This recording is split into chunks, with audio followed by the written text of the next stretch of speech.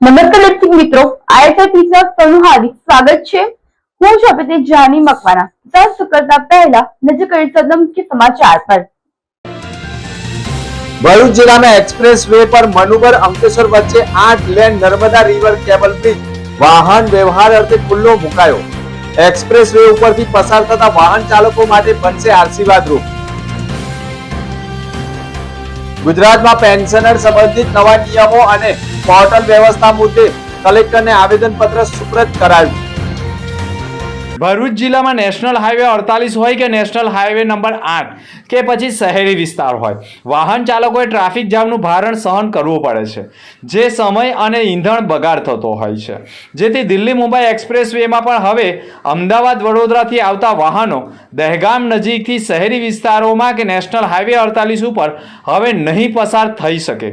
સીધા દહેગામ નજીકથી નર્મદા નદી ઉપર નિર્માણ પામેલા 8 લેન્ડ કેબલ બ્રિજ ઉપરથી સીધા સુરત નવસારી તરફ જઈ શકશે અને સુરત નવસારી મુંબઈ તરફનો સમગ્ર વાહન વ્યવહાર આ જ કેબલ બ્રિજ ઉપરથી પસાર થઈ અમદાવાદ વડોદરા પર જઈ શકશે, જેના કારણે ભારે માલવાહક વાહનોનો પણ ઈંધણનો બચાવ અને સમયનો પણ બચાવ થવા સાથે દિલ્હી મુંબઈ એક્સપ્રેસ વેનો ઉપયોગ કરનારા ટૂર એન્ડ ટ્રાવેલ સહિતના વાહન ચાલકો માટે પણ આશીર્વાદરૂપ બની રહેશે। આ કેબલ બ્રિજ તૈયાર કરવામાં અનેક મુશ્કેલીઓનો સામનો કરીને 100 વર્ષની ગેરંટીવાળો બ્રિજ નિર્માણ પામ્યો છે, જેમાં નર્મદા નદીમાં સિઝનમાં પૂરની સ્થિતિનું નિર્માણ થાય તો પણ વધુ પાણી આવવાના કારણે પણ રેલવેનો સિલ્વર બ્રિજ બંધ થઈ શકે છે, પરંતુ આ કેબલ બ્રિજ વાહન વ્યવહાર માટે યથાવત રહેશે અને આ બ્રિજ અશોકા બિલ્કોન લિમિટેડ કંપની અને સેકુરા રોડ્સ લિમિટેડે તૈયાર કર્યો છે, જે કેબલ બ્રિજનું ફિટનેસ સાથે પ્રથમ ભરૂચ મીડિયાને કેબલ બ્રિજ ઉપર નિરીક્ષણ કરાવી બ્રિજની ખાસિયતો અને લોકો માટે કેમ આશીર્વાદરૂપ બની રહેશે તે અંગેનું માર્ગદર્શન પૂરું પાડ્યું હતું। જોકે કેબલ બ્રિજ નીચે રિવરફ્રન્ટનું પણ નિર્માણ કરવામાં આવી રહ્યું છે અને તે પ્રોજેક્ટને ધ્યાનમાં રાખીને કેબલ બ્રિજ તૈયાર કરાવો છે। કેબલ બ્રિજની નીચેથી પણ રિવરફ્રન્ટની બોટો સહિતના વિવિધ સાધનો પણ પસાર થઈ શકે તેમ છે, તેવી સુવિધા સાથેનો ઊંચાઈવાળો કેબલ બ્રિજ અને અદ્યતન ટેકનોલોજીથી બ્રિજનું નિર્માણ થયું છે અને આ બ્રિજ ઉપર ટ્રાફિક જામની સમસ્યા ઊભી નહીં થાય, કારણ કે આ 8 લેન્ડ બ્રિજ બનાવવામાં આવ્યો છે। सो मेरा नाम अक्षरा होशिंग है, मैं एक ब्रिज डिजाइन इंजीनियर हूँ। हम लोग यहाँ पे खड़े हैं जो एक extra doors cable stay bridge है जो कि नर्मदा रिवर के ऊपर बनाया गया है। एग्जीक्यूशन वाइज आप देखें तो वी हैड अनप्रेसिडेंटेड चैलेंजेस। यहाँ पे back to back high floods आ चुके हैं, तो उसके कारण जो टेम्परेरी ब्रिजेस था वो भी वॉश आउट हुआ। हमने 10 ईयर का फैक्टर भी लिया हुआ था जो प्रीवियस डेटा हमारे साथ था, but then exponentially high flood आया, then it was COVID time as well. ये सब चैलेंजेस के बाद भी आप देख सकते हैं magnificent job has been done by the engineers. ये एक्स्ट्रा डोर्स ब्रिज है which was a demand of the contract, उसके हिसाब से किया गया है and this the length is 2.2 kilometers and ये नेविगेशनल स्पैन 3 स्पैन है हमारे पास जो कि 120 मीटर्स के हैं। इसमें सेगमेंट्स जो थे 1250 ऑलमोस्ट सेगमेंट्स यूज किए गए हैं।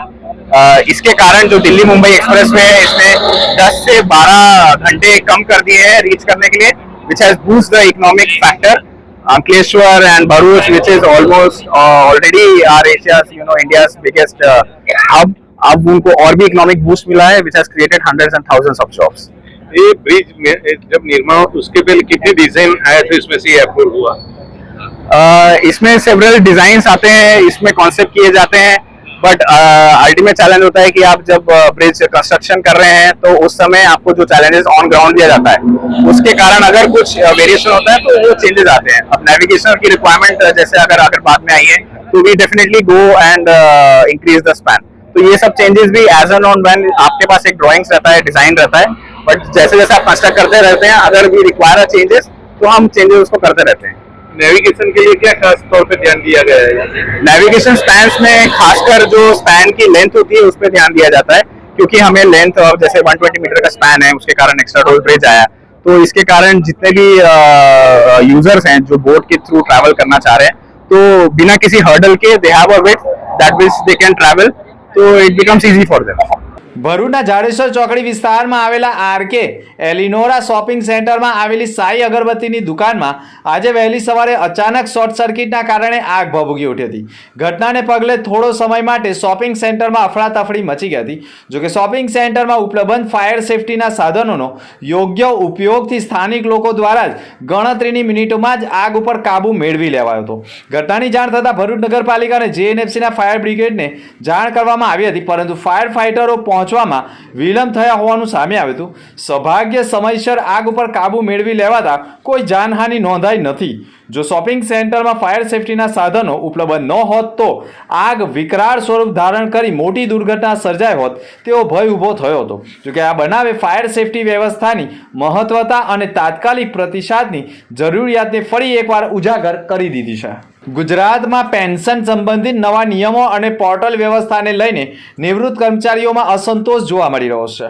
ભરૂચ જિલ્લા પેન્શન મંડળ દ્વારા કલેક્ટરને રેલી કાઢી આવેદનપત્ર અપાયું છે. આવેદનપત્રમાં આક્ષેપ કરાયો છે કે સરકાર દ્વારા અમલમાં મુકાયેલા પેન્શન પોર્ટલમાં અનેક ટેકનિકલ ખામીઓ અને પ્રક્રિયાને જટિલતા કારણે નિવૃત્ત કર્મચારીઓને મુશ્કેલીઓનો સામનો કરવો પડી રહ્યો છે. પેન્શન પોર્ટલનો હેતુ નિવૃત્ત કર્મચારીઓને સરળતા, પારદર્શિતા અને સમયસર પેન્શન ઉપલબ્ધ કરાવવાનો હતો. વધુ વાસ્તવિક સ્થિતિમાં પોર્ટલ પર રજિસ્ટ્રેશન અને માહિતી અપડેટ કરવામાં પણ તકલીફો ઊભી થઈ રહી છે. ઘણા નિવૃત્ત કર્મચારીઓએ સમયસર પેન્શન ન મળવાની ફરિયાદ પણ કરી છે. ખાસ કરીને 1/9/2025 પહેલા અને પછી નિવૃત્ત થયેલા કર્મચારીઓ વચ્ચે પેન્શનની ગણતરી અને ચૂકવણીમાં તફાવત જોવા મળ્યો છે, જેના કારણે સમાનતા અંગે પ્રશ્નો ઊભા થયા છે. આ મુદ્દે કર્મચારીઓએ સરકાર પાસે સમાન પેન્શનની માંગ કરી છે. અમારા મહામંડળના આદેશ અનુસાર કેન્દ્ર સરકારે જે 25/3/2025 રોજ પેન્શનર્સ સેવા નિયમ અંતર્ગત નાણાકીય ખરડો જે પસાર કર્યો છે એ અમારા બંધારણીય તથા આર્થિક હકને નુકસાન પહોંચાડે છે. તેનો અમે સખત વિરોધ કરીએ છીએ અને તેના માટે આજે અમારા પેન્શનરોની ભરૂચ જિલ્લાના પેન્શનરોની સામૂહિક વિરોધ છે. ભરૂચ શહેર પશ્ચિમ ભાગ વિસ્તારમાં ધમધમતા વેજલપુર વિસ્તારમાં પાણીના વિતરણમાં સર્જાયેલી લેટ લતીફીએ નકામા રાજકારણીઓ તેમજ સરકારી તંત્રની પોલ ખોલી દીધી છે. ચૂંટણી સમયે જ ખોબલે ખોબલે વોટ માંગવા ગલીએ ગલીએ ભટકતા અને આ કહેવાતા પ્રજાસેવકો પ્રજાને પાણી જેવી પ્રાથમિક સુવિધા માટે પણ હેરાન કરી રહ્યા હોવાનો આરોપ લાગ્યો છે. પાછલા દાયકાઓથી આ વિસ્તારમાં સાંજના કમ્પ્લેટ 5 વાગ્યે 1 કલાક માટે નિયમિત પાણી આપવામાં આવતું હતું, જેનાથી લોકોનું જીવન એક ચોક્કસ સમયપત્રક મુજબ ચાલતું હતું. પરંતુ ગત 7 માર્ચના રોજ ભરૂચ નગરપાલિકાના તંત્ર દ્વારા અચાનક જ તગલખી નિર્ણયને કારણે પાણીનો સમય સાંજે 7:15 વાગ્યાનું ફરમાન કરી દેવામાં આવ્યું હતું. શરૂઆતમાં તંત્ર દ્વારા એવી લોલીપોપ આપવામાં આવી હતી કે આ અસુવિધા માત્ર 1 અઠવાડિયા પૂરતી જ છે, પરંતુ હવે 15 દિવસ જેટલો લાંબો સમય વીતી જવા છતાં પણ જાડી ચામડીના શાસકોના પેટનું પાણી હલતું નથી અને પરિસ્થિતિ જેસે થે જેવી જોવા મળી રહી છે. રાબેતા મુજબ સાંજના 5 વાગે પાણી છોડવાને બદલે હવે છેક 7:45 કે બાદ 8 વાગ્યે પાણી છોડવામાં આવે છે અને તે પણ માંડ 30 મિનિટ માટે આપવામાં આવે છે, જેના કારણે વેજલપુર વિસ્તારની જનતાને ભારે હાલાકી ભોગવવી પડી રહી છે. ઉનાળાની શરૂઆત થતાં જ પાણી ઓછું મળતા લોકોમાં આક્રોશ જોવા મળી રહ્યો છે. અંતમુખ્ય સમાચાર પર ફરી એક નજર. ભરૂચ જિલ્લાના એક્સપ્રેસ વે પર મનુબર અંકલેશ્વર વચ્ચે 8 lane Narmada river cable bridge વાહન વ્યવહાર અર્થે ખુલ્લો મુકાયો. એક્સપ્રેસ વે ઉપરથી પસાર થતા વાહન ચાલકો માટે બનશે આશીર્વાદ રૂપ. ગુજરાતમાં પેન્શનર સંબંધિત નવા નિયમો અને પોર્ટલ વ્યવસ્થા મુદ્દે કલેક્ટરને આવેદનપત્ર સુપ્રત કરાયું. તો આ હતા સમાચાર. નવા સમાચાર સાથે ફરી મળીશું. નમસ્કાર.